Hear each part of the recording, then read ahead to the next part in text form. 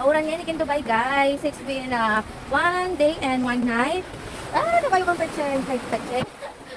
Kaya guys, malawag na akong nga makakapag-beach. So, yan guys. Kaya ko na-enjoy. O, diba? O, may sulong na. Ayan. Nakapakaili ko, sugod lang kasi sugod din sa Ken. O, ito. Alam nila lang, ulit magalis na mo. Marinat. Diba? At least mamili siya may paligid kanyan. May wash yun. May wash ang buong buo. Pero ito to nanini, basa-basa na ako nanini dress guys. Ayan, no? Pero masaya talaga, metro and train, no? Tayong problema, mababasaya ako, laya traffic, anak yan. Ako lang ang traffic, pero po madali ko kanyan kasi nakaltawa anak kanyan, guys. Wait, tamig lang ko na yung sapatos si Kuyo, di ba? Gusto kaya katawin mo kanyan, guys. Kaya pa yung Emirates ba, siya tutok nung kasi mamahalin niya ano, guys. So, malakas siya maintenance niya. Enjoy mo guys, habang lalakad. Kahit papunta lang na ako ting kabilang building ni, enjoy tamo mo yung oras. Madala mo naman mga TV, diba?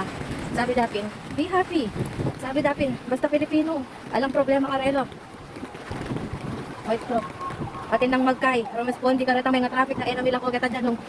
Sige, sugod. Kaya na yan, masasira na rin guide, makinadap yung sakin.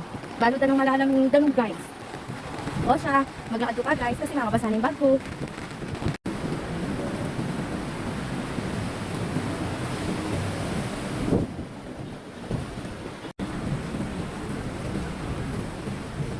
Ayan ang buhay ng OFW guys. Laban lang, di ba? Kung sa atin lang, di ba? Walang pasok, pwede declare ka agad na walang pasok tomorrow. Ayan, di ba? Oh, wow, my gosh. May mga empty bottles. Tawa lang ako guys, pero sorry naman. So ayan, kawawa naman yung mga sasakyan guys. Parang may umihi dito, may mainit. Ayan, di ba? Paalis na si Rain. Ang lakas ng ulan ha. Nagpakitang gilas ka, Rain. Kaya nga nagtatanong ako, sabi ko sa sarili ko, eto ba yung cloud seeding na ginagawa nila? Or totoong rain ba talaga to? Kasi eto yung first time experience ko na sobrang lakas ng ulan. Di tumitigas since kagabi, April 15 until madaling araw ng April 16. Ayan, until now, this April 16 is already 3:30 ng hapon. So parang gabi na. Lalo na kanina guys, sobrang dilim. Ngayon paalis na si Rainy, yung ulan. Ayan. O, diba? Parang nag-beach na rin ako, so no need to go to the beach. Diba? O. Buti pa yung mga ibang staff, nakauwi na sila, guys.